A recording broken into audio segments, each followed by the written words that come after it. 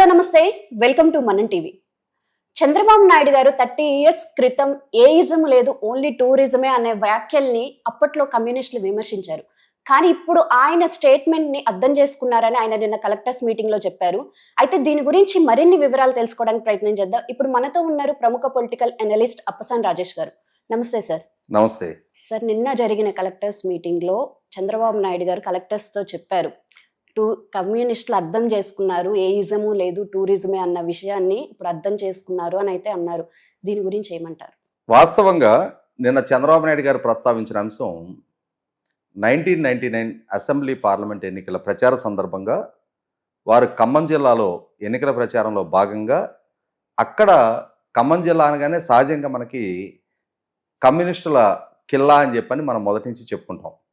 అటువంటి ఖమ్మం జిల్లాలో ఎన్నికల ప్రచార సందర్భంగా ఆ రోజు భారతీయ జనతా పార్టీ తెలుగుదేశం కలిపి పోటీ చేస్తున్న నేపథ్యంలో కమ్యూనిస్ట్ పార్టీలు తనని విమర్శిస్తున్న నేపథ్యంలో రాజకీయంగా కమ్యూనిస్టుల మీద చేసిన వ్యాఖ్యది.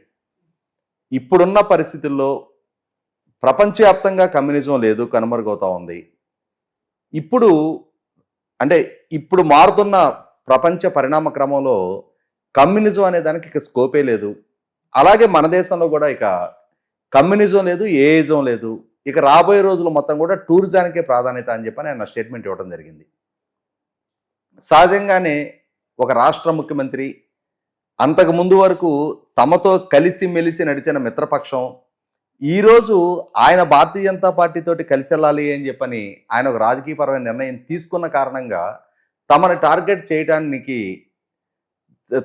టార్గెట్ చేయటాన్ని సహించలేని కమ్యూనిస్ట్ పార్టీలు కూడా కమ్యూనిజం లేదు అంటావా నువ్వు అని చెప్పని ఆయన మీద మాటలతో విరుచుకుపడ్డారు.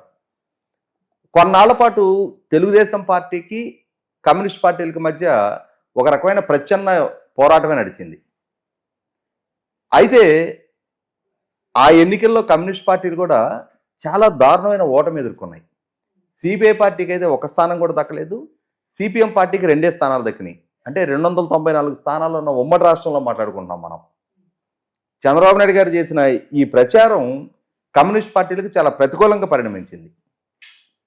ఆ తర్వాత రోజుల్లో మరి చంద్రబాబు నాయుడు గారు ఆయన ఎంచుకున్న ఆర్థిక విధానాన్ని కమ్యూనిస్టులు చాలా తీవ్రంగా వ్యతిరేకించారు. ఆయన ప్రపంచ బ్యాంకు నుంచి తీసుకున్న అప్పు, ఆయన ఎంచుకున్న ఆర్థిక సంస్కరణలు, పాలనా సంస్కరణలు, ముఖ్యంగా విద్యుత్ రంగ సంస్కరణని కమ్యూనిస్ట్ పార్టీలు చాలా తీవ్రంగా వ్యతిరేకించారు. ఆయన ప్రభుత్వానికి వ్యతిరేకంగా ఉద్యమించారు. 99 తర్వాత సిఎల్పి లీడర్గా ఉన్న డాక్టర్ వైఎస్ రాజశేఖర రెడ్డి గారు ఆయనతోటి కలిసి చంద్రబాబు నాయుడు గారి ప్రభుత్వానికి వ్యతిరేకంగా ఉద్యమించారు. 2004 ఎన్నికల్లో కమ్యూనిస్టులు, టీఆర్ఎస్ పార్టీ, కాంగ్రెస్ పార్టీ కలిపి చంద్రబాబు నాయుడు గారికి వ్యతిరేకంగా కూటమిగా పోటీ చేశారు. ఆ ఎన్నికల్లో చంద్రబాబు నాయుడు గారు ఓటమి చెందింది కూడా వాస్తవం. అంటే ఒక రకమైన ప్రచ్ఛన్న పోరాటం తెలుగుదేశం కమ్యూనిస్ట్ పార్టీల మధ్య నడిచింది ఆ రోజు. తిరిగి 2009లో మళ్ళీ తిరిగి కాంగ్రెస్ పార్టీకి వ్యతిరేకంగా తెలుగుదేశం, కమ్యూనిస్టులు, టీఆర్ఎస్ పార్టీ కలిపి కూటమిగా పోటీ చేసినా కూడా తర్వాత క్రమంలో 2014 నాటికి మళ్ళీ తిరిగి తెలుగుదేశం, భారతీయ జనతా పార్టీ కలిపి పోటీ చేసిన నేపథ్యంలో కమ్యూనిస్టులతోటి భావజాలపరమైన సాన్నిహిత్యం ఆనాటి ప్రభుత్వాలకు వ్యతిరేకంగా అంటే కొంచెం మర్యాదపూర్వక సంబంధాలు కొనసాగినాయి తప్ప రాజకీయంగా ఇక మళ్ళీ పొత్తులు, పోటీ అనేది, కలిసి పోటీ చేయడం అనేది ఇక జరగల. ఇటువంటి నేపథ్యంలోనే నిన్న తెలంగాణ అసెంబ్లీలో కోననేని సాంబశివరావు గారు సిపిఐ పార్టీ నుంచి ఎమ్మెల్యేగా ఉన్నారు. వారు తెలంగాణ అసెంబ్లీ సమావేశాల సందర్భంగా ఆ సమావేశాల్లో ప్రసంగిస్తూ ఆ రోజుల్లో చంద్రబాబు నాయుడు గారు ఏయిజం లేదు, ఇక రాబోయేదంతా టూరిజమే అని చెప్పని చేసిన వ్యాఖ్య పట్ల, అది కమ్యూనిస్ట్ పార్టీని లక్ష్యంగా చేసుకునే వ్యాఖ్య పట్ల మేమందరం కూడా ఆగ్రహవేశాలు వ్యక్తం చేశాం. చంద్రబాబు నాయుడు గారి మీద విరుచుకుపడ్డాం, విమర్శించాం. కానీ ఇవాళ వాస్తవ పరిస్థితి చూస్తుంటే నిజంగానే అతి తక్కువ పెట్టుబడితో ఎక్కువ మందికి ఎంప్లాయ్మెంట్ క్రియేట్ చేయగలిగేది టూరిజం, ప్రభుత్వానికి కూడా ఆదాయ వనరులు కల్పించగలిగేది టూరిజం. కాబట్టి టూరిజం ప్రమోషన్ మీద దృష్టి పెట్టడం తప్పు కాదు. ఎప్పుడో 2.5 దశాబ్దాల క్రితం చంద్రబాబు నాయుడు గారు ప్రస్తావించిన అంశాన్నే ఇప్పుడు ఇన్ని సంవత్సరాల తర్వాత ఒక కమ్యూనిస్టు నాయకుడిగా నేను కూడా ప్రస్తావిస్తున్నా అని చెప్పి నేను చెప్పడం జరిగింది. అంటే ఇక్కడ ఏమర్థమవుతుంది మనకి, ఇవాళ సిపిఐ కమ్యూనిస్ట్ పార్టీ శాసనసభ్యుడు 26 సంవత్సరాల తర్వాత ప్రస్తావించిన అంశాన్ని చంద్రబాబు నాయుడు గారు 26 సంవత్సరాల క్రితం ప్రస్తావించారు. రాబోయేది టూరిజానికి ఉన్న ప్రాస్పెక్ట్స్ గురించి, దాని ద్వారా దక్కే ఎంప్లాయ్మెంట్ గురించి, దాని ద్వారా జనరేట్ అయ్యే వెల్త్ గురించి వారు ఏ రోజో ప్రెడిక్ట్ చేయడం జరిగింది. ప్రజలకి ఆ సందేశం ఇవ్వడం జరిగింది. పాలకుడిగా ఆ విధానాలను ఎంచుకోవడం జరిగింది. మనకి ఈ మధ్యకాలంలో వెంకయ్యనాయుడు గారు చాలా సందర్భాల్లో వారు ఉపరాష్ట్రపతిగా ఉన్న సందర్భంలో కానీ, అంతకుముందు కేంద్ర మంత్రిగా పనిచేసిన సందర్భంలో కూడా ఒక స్టేట్మెంట్ ఇస్తూ ఉంటారు. చంద్రబాబు నాయుడు గారితో కలిసి ఏదైనా వేదిక పంచుకున్న సందర్భంలో ఆయన పదే పదే ఒక స్టేట్మెంట్ ఇస్తూ ఉండేవారు. What Chandrababu thinks today nation realises after a decade. Chandrababu ఇవాళ ఏం ఆలోచిస్తాడో దాన్ని దేశం అర్థం చేసుకోవడానికి, అనుసరించడానికి ఒక దశాబ్ద కాలం పట్టుద్ది అని చెప్పని తాను కేంద్ర మంత్రిగా కొనసాగుతున్న సందర్భంలో కూడా కేంద్ర ప్రభుత్వంలో ఏ గ్రాంట్స్ ఉన్నాయి, ఏమి శాంక్షన్ చేసుకోవడానికి ఆస్కారం ఉంది అనేది చంద్రబాబు నాయుడు గారు చాలా వేగంగా స్పందించేవారు. ఆ విధమైన లౌక్యం ప్రదర్శించగలిగిన పక్షంలో ఖచ్చితంగా ఆ రాష్ట్రం అభివృద్ధి చెందడానికి ఆస్కారం ఉంటుంది. అటువంటి పాలకుడు ఆ రాష్ట్రానికి ఒక ఎసెట్ అని చెప్పని ఆయన ప్రస్తావిస్తూ ఉండేవారు. ఇది ఈ ఒక్క అంశంలోనే కాదు, చంద్రబాబు నాయుడు గారితో తీవ్రంగా విభేదించిన విద్యుత్ సంస్కరణ విషయంలో కూడా కమ్యూనిస్ట్ పార్టీలు ఆ రోజున ఆయన ప్రపంచ బ్యాంకు జీతగాడు అని చెప్పని ఆయన వ్యక్తిత్వానికి పాల్పడ్డారు. అంటే ప్రపంచ బ్యాంకు నుంచి రుణం తీసుకొని విద్యుత్ రంగ సంస్కరణలకి ఆద్యుడిగా ఆయన నిలిచిన సందర్భంలో చాలా తీవ్రంగా విమర్శించారు, ఉద్యమించారు. కానీ మరి తర్వాత వచ్చిన అన్ని ప్రభుత్వాలు అదే విధానాన్ని కొనసాగించినాయి కదా. ఇవాళ ఆ రోజు ఆయన ఏం చేశారు, విద్యుత్తు ఏపీఎస్సిబిగా ఉన్న ఆంధ్రప్రదేశ్ స్టేట్ ఎలక్ట్రిసిటీ బోర్డుగా ఉన్న విద్యుత్ వ్యవస్థని ఆయన ఏపీ జెన్కో, ట్రాన్స్కో, డిస్కమ్ అని చెప్పని 3 విభాగాలుగా విభజించారు. ఎందుకనంటే విద్యుత్తు తయారీ, విద్యుత్తు సరఫరా, విద్యుత్తు పంపిణీ, అలాగే రెవెన్యూ, వీటిని అన్నిటిని కూడా ఒకే ఏపీఎస్సిబిగా ఆంధ్రప్రదేశ్ స్టేట్ ఎలక్ట్రిసిటీ బోర్డుగా పర్యవేక్షిస్తున్న సందర్భంలో అకౌంటబిలిటీ ఎవరికి ఉండటంలా ట్రాన్స్మిషన్ లాసెస్ చాలా విపరీతంగా నమోదవుతూ ఉన్నాయి.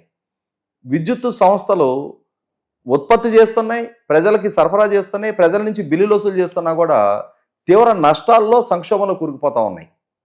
ఇటువంటి పరిస్థితుల్లో విద్యుత్ ఉత్పత్తి పెరగాలి, మెరుగైన సరఫరా వ్యవస్థ ఉండాలి, ట్రాన్స్మిషన్ లాసెస్ను కట్టడి చేయాలి, అలాగే విద్యుత్తు నష్టాలను కూడా అధిగమించాలి. విద్యుత్ సంస్థలను అంటే ఆ సంస్కరణలకి బీజం పడి తీరాలి అని చెప్పని ఆయన రియలైజ్ అయ్యారు. కాబట్టి ఆనాటి ప్రతిపక్షాల విమర్శలను కూడా లెక్క చేయకుండా ఆయన సంస్కరణ అమలుపరిచారు.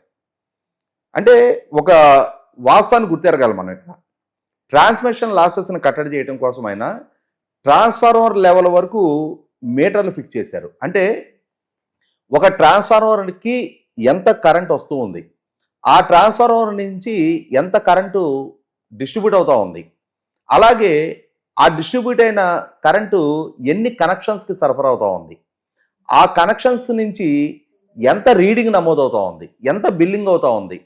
దాని ద్వారా ఏమవుద్ది, ఒక ట్రాన్స్ఫార్మర్ లెవెల్లో ఏదైనా విద్యుత్ చౌర్యం జరుగుతూ ఉందా, దాన్ని ఆ అకౌంటబిలిటీ ఫిక్స్ చేయగలిగే జరిగింది. దాన్ని ఐడెంటిఫై చేయడానికి ఆస్కారం ఉంటుంది. అంటే ఒక ట్రాన్స్ఫార్మర్కు 100 యూనిట్లు వచ్చింది, అది 10 కనెక్షన్స్కి వెళ్ళింది. ఆ 10 కనెక్షన్స్ నుంచి కూడా మళ్ళీ తిరిగి 100 యూనిట్లు అంటే రీడింగ్ నమోదు కావాలి కదా.